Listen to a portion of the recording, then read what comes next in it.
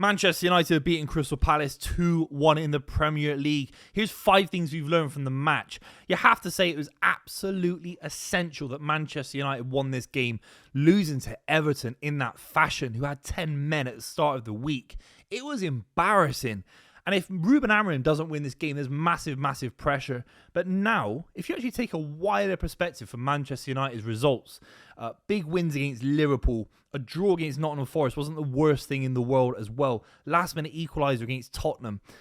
It's not that bad. The Everton loss was shocking, don't get me wrong.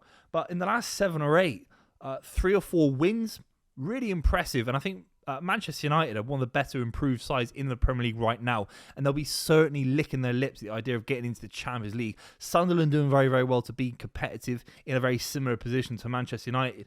They will fall out, mark my words. Aston Villa, Man United are looking at the table. It's not that bad. I think Man United were really, really good today. Here's 5 things we've learned from the game. Make sure you subscribe to the channel if you're new as well. Would really appreciate it. Let's just talk about the goals. Obviously, Mateta scores that penalty in the first half. But in the second half, Man United showed a level of belief, power, physicality to get back in it and actually not just equalise, but win the game outright. And they deserve maybe a couple more than the 2-1 that they actually scored. Joshua Zirkzee, a bit of a forgotten man at Manchester United, getting minutes off the bench, not really starting too many games. I think Sesko's been decent. Cunha's been far better. He's been brilliant as well.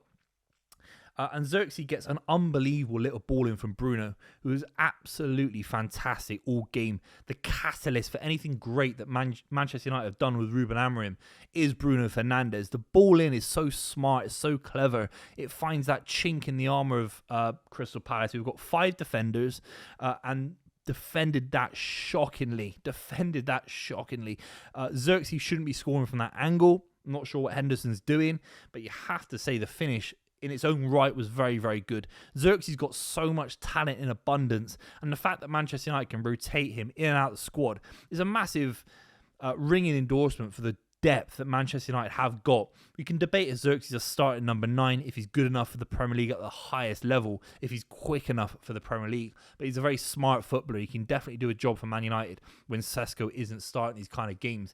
Really, really good finish, gets Manchester United back in the game, and ultimately it's about these guys that have come into the front 3 for Cunha, for Sesko, and Mbeumo obviously plays this game. But Mason Mount, another player that played a lot more football at the start of the season, has a few niggles here and there, isn't always starting. But when he comes in, he makes Manchester United so much better, so much more composed, so much more athletic off the ball. And you have to say that Mason Mount scored an unbelievable free kick. Another assist from Bruno Fernandes, who gets a brace of assists today. It's a great little ball roll into Mason Mount.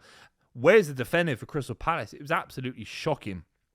The wall, it was embarrassing. I think Glasgow's got to go back to the drawing board about how they defend set pieces, because it was shocking. With 5 defenders on the pitch all week, this was touted as the battle of the 3-4-3s.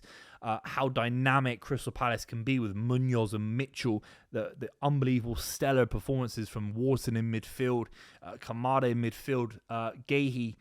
But today, Manchester United looked like the real side that were 3-4-3. I think it suited them being away from home in this system. When they're at home, I think there's a little bit of pressure to be a bit more adventurous on the ball. They can sit back, be a bit more counter-attacking. And Crystal Palace are always going to be a little bit flat after travelling all over Europe. Their performances and results after European games has been relatively flat. I don't think many Crystal Palace fans can complain. They're on cloud 9 being in Europe in the first place for a club like Crystal Palace.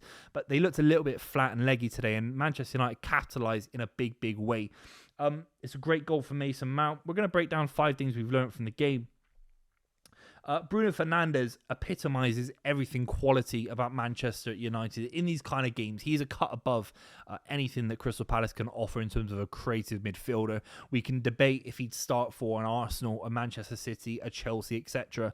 But against a Palace, against a Fulham, he is a cut above. He really is. He's been Manchester United's most important player in the last 5 years. And there was a moment in the 95th minute, Crystal Palace have got a free kick on the edge of the box, and he puts this massive block in.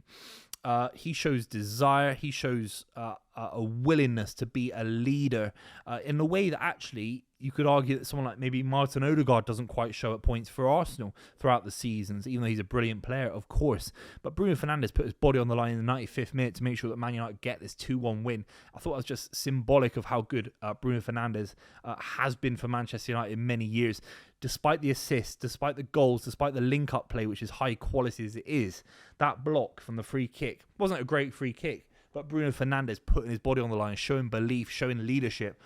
That's what Manchester United fans absolutely adore about the guy. I thought the back line for Manchester United was really strong today. De Ligt's been one of their better players, absolutely. Lenny Yoro is decent. Mazraoui, when he came on, was fantastic. Martinez, who for many Manchester United fans has been their best defender at points since he came in, obviously hasn't played much this year. So the fact he can come off the bench and add quality in terms of the squad is a massive moment for Ruben Amorim, who can now rotate a little bit even more than he has been in that back line. But the big one for me is Luke Shaw. I think Luke Shaw is such a smart footballer, barely loses the ball, positionally always in a good position. He's being asked to play out of position in a back three as a left-sided centre-back. For someone who's diminutive, for someone who's playing against the likes of Sarr, Pino, Mateta, didn't look out of place at all. I think he's a very, very smart footballer. He gets a lot of nasty labels at him. Mourinho probably started off the bit of the hatred bandwagon for Luke Shaw all those years ago. But don't forget the player he was. When he left Southampton, one of the most young, prodigious fullbacks in world football at the time.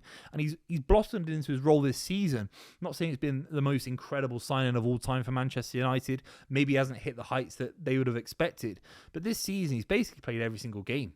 And I think he's been brilliant. I really do. Alongside De Ligt. And you can rotate Martinez when he's back to full fitness. Lenny Yoro. Harry Maguire's been good. I think Man United, when they do well, it's down to that defensive base first. And then they can be creative going forward.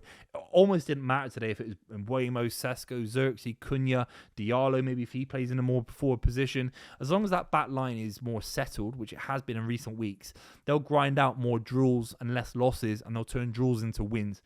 That's how I see it anyway.